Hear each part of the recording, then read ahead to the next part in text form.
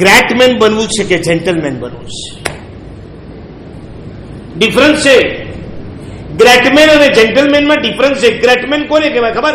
નાનામાં નાના માણસને તમે ધાકમાં રાખો ને એનું નામ ગ્રેટમેન છે, અને નાનામાં નાના માણસનું ધ્યાન રાખો એનું નામ જેન્ટલમેન છે. ધાકમાં રાખો છો કે ધ્યાન રાખો છો? તમારી મમ્મીને પૂછજો, તમારી કામવાળી બાઈ કદાચ ન આવી અને બીજા દિવસે જો ધમકાવી નાખે ને તો સમજવાનું કે મમ્મી ઇઝ અ ગ્રેટમેન. અને મમ્મી જો એમ પૂછે કે બેટા કાલે કેમ નથી આવી, કઈ પ્રોબ્લેમ થયો હતો, આ પૂછે તો સમજો કે મમ્મી ઇઝ અ જેન્ટલમેન. નવસારીની અંદર એક શ્રાવિકાબેન હતા. હું વર્ષો પહેલાની વાત કરું છું. નવસારીમાં એક શ્રાવિકાબેન એવા મળ્યા હતા કે એના ઘરમાં કામ કરનારી બાઈ 1 દિવસ ના આવી, 2 દિવસ ના આવી, 3 દિવસ ના આવી, અને ત્રીજા દિવસે ન આવી એટલે આ બાઈને થયું કે નક્કી કંઈક પ્રોબ્લેમ થયો હોવો જોઈએ. 50 વર્ષની ઉંમર છે, ડેઈલી આવવાવાળી બાઈ છે, આજે નથી આવી, કાલે નથી આવી, 3 દિવસ રાહ જોઈ, અને ચોથા દિવસે આ બાઈ પોતે એના ઘરે ગઈ. શ્રાવિકાબેન કોના ઘરે ગઈ છે? પોતાને ત્યાં કામ કરવા વાળી બાઈના ઘરે. અને 3 કિલોમીટર દૂર રહેતી એ બાઈના ઘરે પહોંચ્યા પછી જઈને જોયું તો એને 3 ડિગ્રી તાવ છે. અને તાવની અંદર ધગધગતી આ બાઈની નજીકમાં ગયા પછી કીધું કઈ ડોક્ટર આવ્યા, દવા લીધી? ના, એવા પૈસા ક્યાં છે મારી પાસે? ભલા માણસ વાત તો કરવી જોઈએ. આવું તમને 35-40 વર્ષ પહેલાની વાત કરું છું કે જે કાળની અંદર મોબાઈલ તો નતા, લેન્ડલાઈન પણ બધાના ઘરે નતા. એવા સમયમાં આ શ્રાવિકા એના ઘરે ગયા પછી એને કીધું તું સુઈ જા, હું ડોક્ટરને બોલાવી લાવું. આ શ્રાવિકા ડોક્ટરને બોલાવી લાવી, એને ઇન્જેક્શન અપાવ્યા, એને દવા અપાવી, અને પછી ડોક્ટરે લખેલી દવાઓ બધી જ આપી દીધા. પછી પોતે બજારમાં ગઈ, ફ્રૂટ્સ અને શાકભાજી લઈ આવી, ફ્રૂટ્સનો જ્યુસ આપ્યો, શાકભાજી વગેરે લઈ એને એના ઘરની રસોઈ બનાવી. 3 દિવસના એના ઘરના કપડા ધોવાના બાકી હતા. આ શ્રાવિકાબેન એના ઘરના કપડા ધોયા, એના વાસણો ધોયા, એના ઘરની અંદર ઝાડુ મારી આપ્યું, અને બધું જ કર્યા પછી કીધું હવે તાવ ઉતરી ગયા પછી પણ આવતી નહીં, 3 દિવસ આરામ કરજે. વીકનેસ આવી ગઈ હશે, 3 દિવસનો આરામ થઈ જાય, તને લાગે સ્ફૂર્તિ આવી છે, પછી જ આપણા ઘરે કામ કરવા આવજે. આ બાઈને ગ્રેટમેન ના કહેવાય, આ બાઈને શું કહેવાય? જેન્ટલમેન છે. આવી જેન્ટલિટી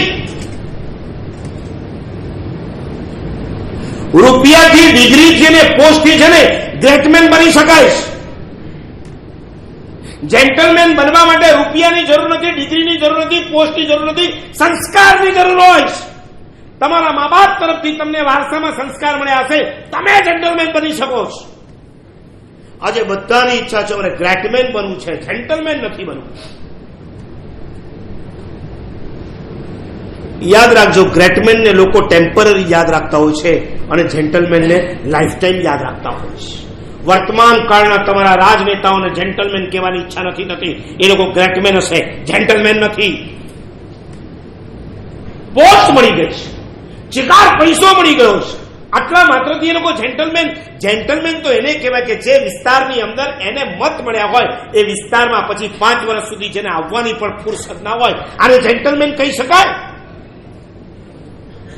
હું તમને કેટલા નામ આપું? કોક ખેડૂતોની જમીન પચાવી ગયો હોય, કોક બિચારો પશુઓના ઘાસ ચાવી ગયો છે.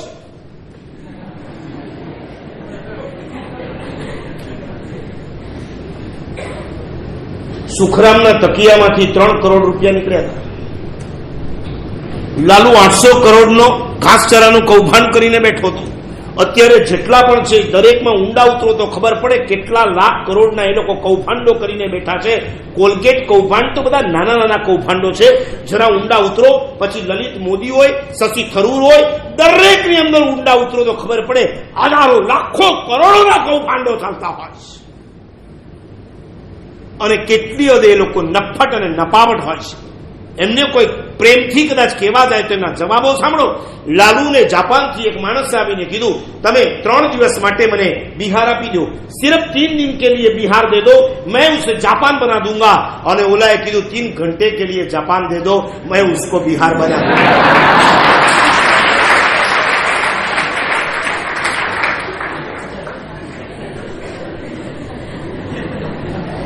નહીં, આ જોયા પછી બચારા ગાંધીજીનું શું થતું હશે મને. તમે ગાંધી જયંતિના નામે રજાઓ રાખો છો ને મચાઓ કરો છો. અત્યારે ગાંધીજી જન્મ લે ને તો મને એમ લાગે કાંકરિયામાં આપઘાત કરવા સિવાય બીજું કાંઈ ના.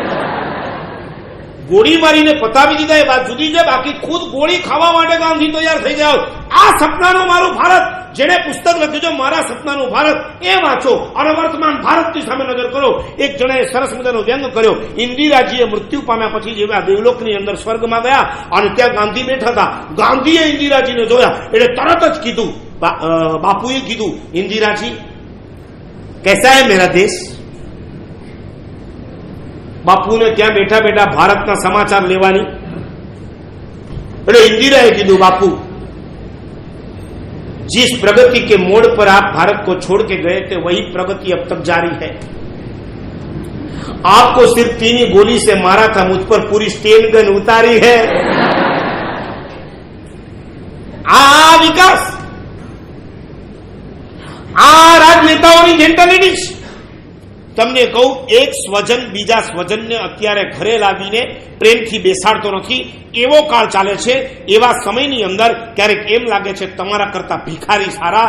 એક ભિખારી છે ને, કદાચ બીજા ભિખારીને પૂછે છે, બીજો ભિખારી બીજા એરિયામાં ગયો, ભિખારીઓએ પણ છે ને પોતાના ભીખના એરિયા વેચી લીધા હોય છે. આ તારે આ બાજુ જવાનું, મારે આ બાજુ જવાનું, અને એમાં એ લોકો પાસે પણ હવે મોબાઈલ તો આવી જાય, યુનિનોર્મની અંદર બધું જ ચાલતું હોય છે. એટલે એક ભિખારી બીજા ભિખારીને એક વાગે પૂછી લેતો હોય, ભાઈ તને મળ્યું? ઓલો કે તને મળી ગયું? ઓલો કે મને 6 મળી? ઓલો કે આજે તો સારું, આજે કોનો દિવસ, કોને કોને જોઈને હું નીકળ્યો, આજે એકે નથી મળી. અને એ વખતે ભિખારી હમદર્દીથી એને કહેતો હશે, ચિંતા નહીં કર, મને 2 વધારે મળી છે, આવી જા, આપણે 2 અડધી અડધી ખાઈને પણ આજનો દિવસ નભાવી લેશું. આ એક ભિખારીની ભિખારીની જેન્ટાલિટી છે. અને સ્વજન બીજા સ્વજનને રોડ ઉપર જુએ છે ને, પછી મોઢું નથી બતાડતો.